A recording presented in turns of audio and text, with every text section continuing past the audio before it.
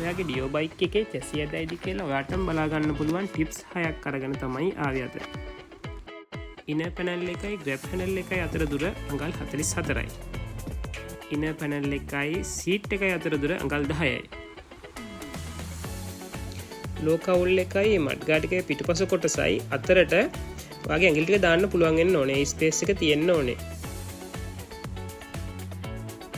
ඒ වගේම inner panel එක හා හැන්ඩල් කවුලින් එක සමාන්තර වෙන්න ඕනේ.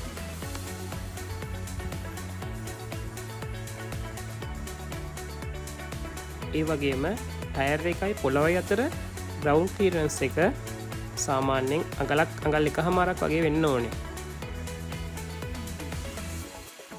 ඒ වගේම ලෝ පැනල් එක සහ ලෝ කවුල් එක අතර සම්බන්ධ වෙන තැන සමාන්තර වෙන්න ඕනේ. එතන ස්පේස් එකක් තියෙන්න බෑ. මේ ගැටලු ටික ඔයාගේ බයික් එකේ නැත්තම් යම්කිසි අවබෝධයක් ගන්න පුළුවන් ඔයාගේ බයික් එකේ චැසිය ඇදයක් නැහැ කියලා.